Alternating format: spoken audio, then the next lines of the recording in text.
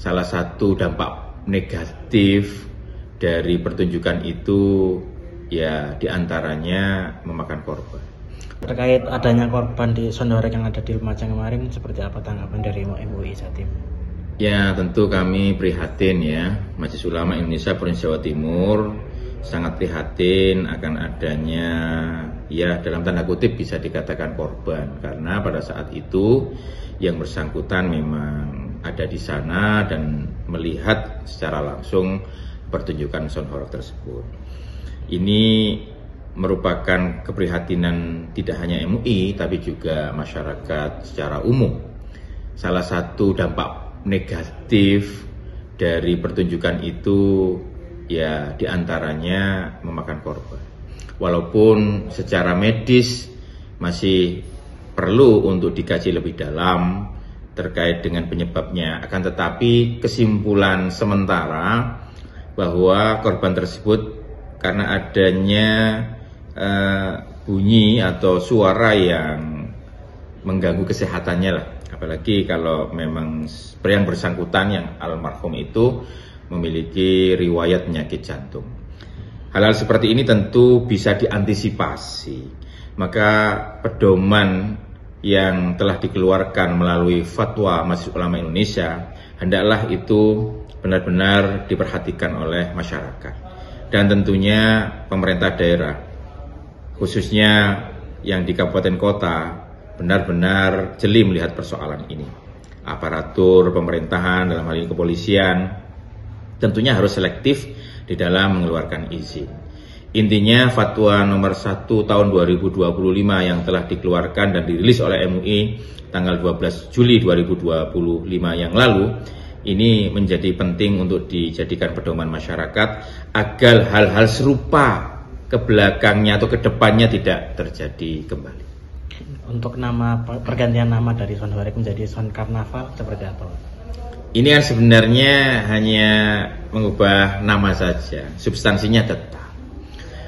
Kita perlu memperhatikan fatwa MUI nomor 1 tahun 2020 secara komprehensif, secara menyeluruh, bahwa di sana jelas ketika son tersebut memiliki bunyi yang di batas normal atau di atas kewajaran, ini tentunya ya disebut horeg karena memang horeg itu menggetarkan, ya menggetarkan.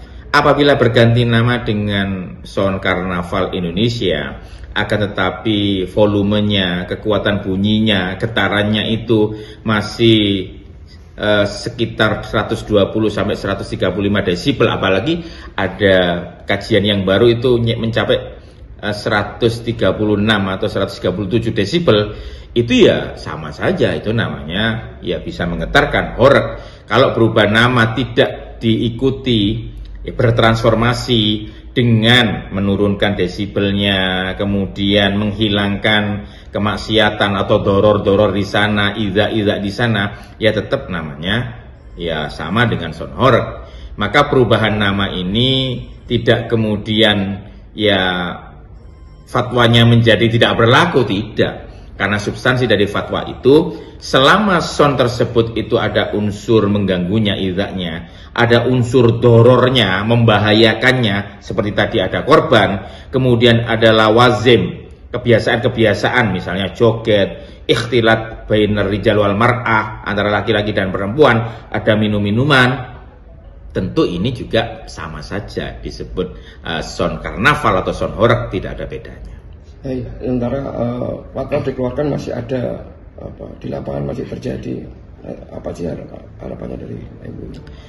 Fatwa MUI itu merupakan pedoman keagamaan yang dikeluarkan oleh MUI Jawa Timur untuk masyarakat, untuk umat. Memang tidak mengikat secara hukum.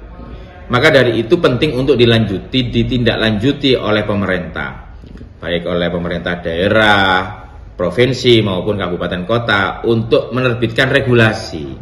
Regulasi itulah yang nanti akan mengikat secara hukum.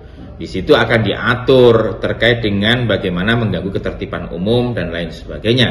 bisa berupa perda atau peraturan gubernur atau bupati wali kota untuk mengikat itu semuanya. Ya syukur-syukur memang ditarik menjadi regulasi secara nasional, karena fenomena sound horeg ternyata tidak hanya di Jawa Timur, tapi sudah menyebar ke provinsi-provinsi yang lain. Saya kira ini menjadi penting untuk dijadikan perhatian bersama agar bisa dikendalikan, bisa ditertibkan, dan tidak mengganggu ketertiban secara umum.